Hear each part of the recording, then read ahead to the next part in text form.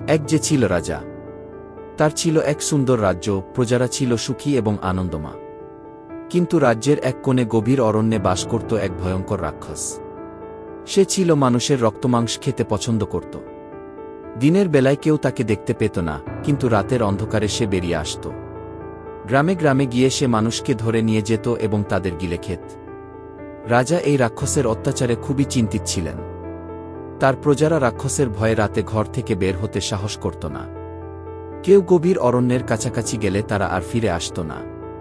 রাজার সেনারা একাধিকবার রাক্ষসকে ধরার চেষ্টা করেছিল, কিন্তু রাক্ষস ছিল এতটাই শক্তিশালী যে সেনাদের পরাজিত করে সে পালিয়ে যেত। রাক্ষসটি ছিল আসলে এক অভিশপ্ত রাজকুমার। বহু বছর আগে সে ছিল এক সাম্রাজ্যের রাজা। তার অহংকার এবং নিষ্ঠুরতার কারণে এক যোগী তাকে অভিশাপ দিয়ে রাক্ষসে পরিণত করেন। যোগী বলেছিলেন, যতক্ষণ না একজন সাহসী যুবক বা যুবতী তার সত্যিকারের রূপটি আবিষ্কার করবে এবং তাকে সাহায্য করবে, ততদিন সে রাক্ষসের রূপেই থাকবে। রাজ্যের এই দুর্দশা দেখে রাজার ছোট ছেলে, রাজপুত্র অজয়, রাক্ষসকে বধ করার সংকল্প করল। সে তার পিতার কাছে গিয়ে বলল, পিতা, আমি এই রাক্ষসের অত্যাচার শেষ করব। আমার অনুমতি দিন। রাজা প্রথমে ভয় পেয়েছিলেন, কিন্তু ছেলের সাহস দেখে রাজা সম্মতি দিলেন। অজয় তার তলোয়ার এবং কিছু খাবার নিয়ে গভীর অরণ্যের দিকে রওনা দিল। অজয় কয়েকদিন ধরে অরণ্যে ঘুরে বেড়াল। সে রাক্ষসের কোনো চিহ্ন পাচ্ছিল না। একদিন গভীর রাতে চাঁদের আলো যখন জঙ্গলে পড়ছিল, তখন অজয় শুনতে পেল গাছে গাছে ভয়ঙ্কর শব্দ। সে বুঝতে পারল রাক্ষস কাছেই রয়েছে। হঠাৎ বিশাল আকারের রাক্ষস একটি গাছের আড়াল থেকে বেরিয়ে এল। তার চোখ আগুনের মতো জ্বলছিল, দাঁতগুলো ছিল তীক্ষ্ণ। সে অজয়কে দেখে বলল, তুই কে যে আমার রাজ্যে প্রবেশ করেছিস? জানিস না আমি এখানে রাজত্ব করি? অজয় ভয় না পেয়ে বলল, আমি রাজপুত্র অজয়। আমি এসেছি তোমার অত্যাচার বন্ধ করতে। মানুষ আর তোমার ভয়ে বাঁচতে পারে না কি?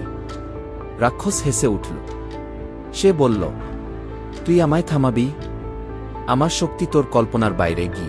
রাক্ষস অজয়কে খাওয়ার আগে তাকে একটি পরীক্ষা দিল। সে বলল, তুই যদি আমার 3টি প্রশ্নের উত্তর দিতে পারিস, তবে তোকে ছেড়ে দেব। আর যদি না পারিস, তোকে গিলে খাবই। অজয় রাজি হয়ে গেল। প্রথম প্রশ্ন ছিল, বিশ্বের সবচেয়ে মূল্যবান জিনিস কি? অজয় বলল, বিশ্বাস। কারণ বিশ্বাস ছাড়া সম্পর্ক টেকে না গি। দ্বিতীয় প্রশ্ন ছিল, মানুষ কিভাবে অমর হতে পারে? অজয় বলল, তার ভালো কাজের মাধ্যমে। যে মানুষ ভালো কাজ করে সে সবার মনে বেঁচে থাকে গি।